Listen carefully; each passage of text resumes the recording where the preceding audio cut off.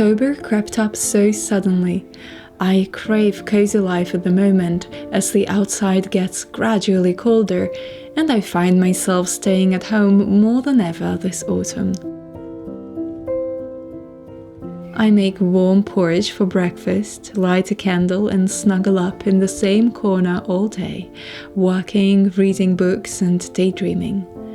Though honestly, I do need to get outside more as I've become too much of a homebody this year.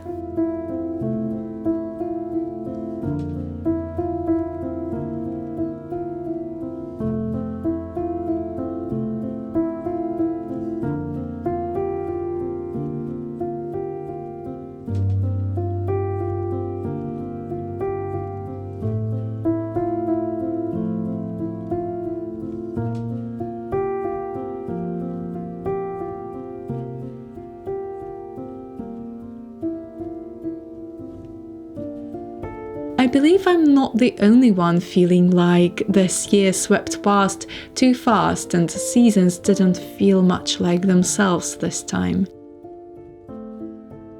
Trees in my tiny garden are still mostly green, only one cherry tree slowly shedding its red foliage.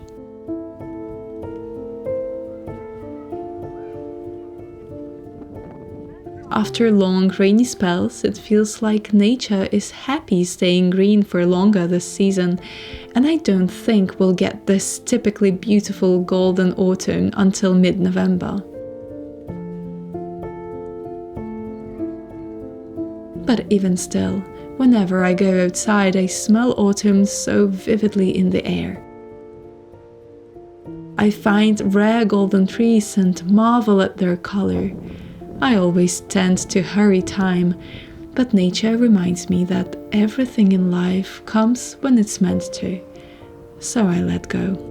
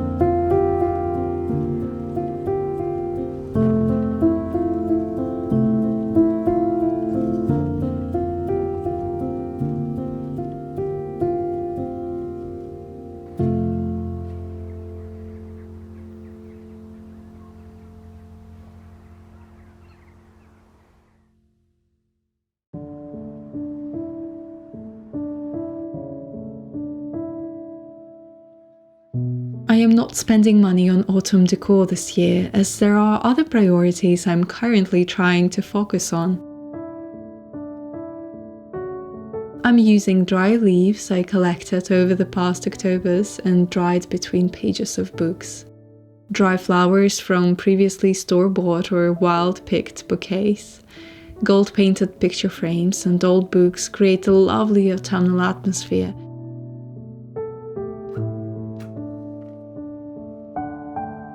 But I still can't resist buying candles and occasionally baking something cozy to fill my house with lovely autumnal scents. Cinnamon buns come to mind whenever I think about colder days. I failed many times before on my previous attempts to bake cinnamon buns, but I am happy to say that this time they turned out wonderfully. I will write the recipe down in the description.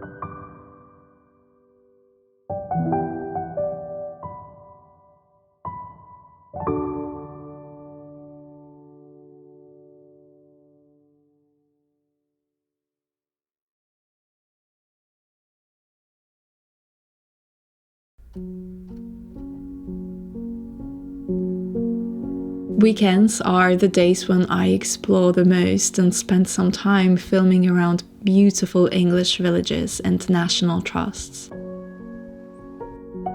Last weekend I visited Bibury, an iconic tiny village in the Cotswolds. Its most famous street, Arlington Row, was originally built in the 14th century as a wool store and converted into weavers' cottages in the 17th century, where people still live to this day. I saw a few residents this day with their dogs, and they all seemed very sweet and lovely and didn't mind so many people and tourists in general taking pictures outside their houses. But I do have to remind that these are someone's houses and we have to be very respectful when stepping on these streets.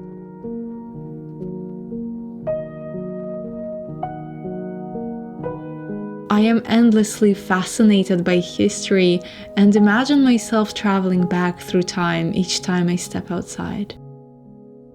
England is so full of historic places like this. This greatly inspires the way I dress lately, and I often try to match my outfits to the environment I'm getting out to. It's funny because as a young teenager, I swore that I will never ever wear a skirt or a dress in my entire life.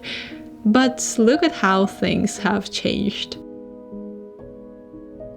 I wear dresses most of the time in any place or any weather, layering them on top of warmer clothes. That is not to say that any type of clothing is superior. I am a strong believer in wearing whatever inspires you or makes you feel comfortable.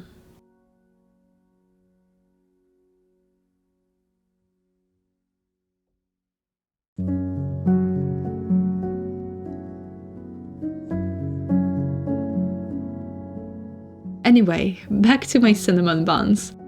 It wouldn't be me if I didn't do something extra to spice these buns up.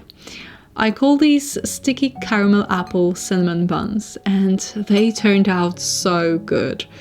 Inspired by caramel apples, which I always want to eat but I actually don't like, and my love for apple pies with tons of cinnamon.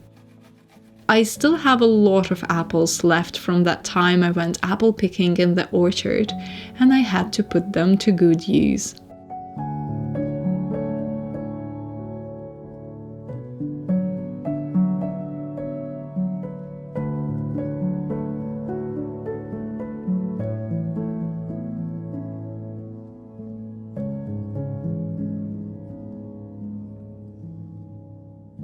I seem to be baking quite often lately, and a lot of people are shocked by amounts of sugar I consume, so I thought I'd share some of my secrets today. There are a few ways how I manage to bake, which I do probably once a month, not every day or week, and not consume it all. Sharing with neighbors is one of them. I have a couple of friendly neighbors I can share my cakes with, and it's a bit of a new and awkward thing for me to do, as previously I never even spoke to neighbors in my big city apartment block. Things are slightly different nowadays. I also freeze some baked goods and eat them whenever I'm in the mood at a later time. Or sometimes I simply eat a cake for breakfast, while eating a lot of veggies and healthy foods for lunch and dinner.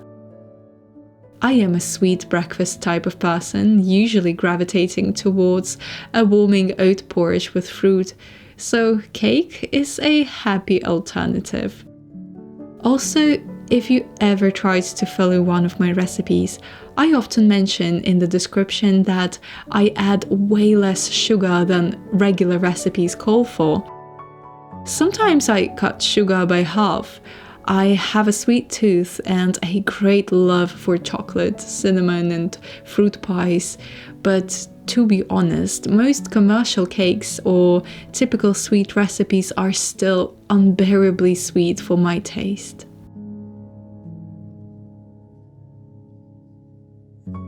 Autumn associates with all of my favorite foods, sweet and savory, from pies to cozy soups and stews. I wonder if you'd be interested in seeing any savory meal ideas. I don't really post my videos as instructional, but rather an inspiration for seasonal living. If you are interested in seeing more of the realistic autumnal inspiration and cooking, please do let me know.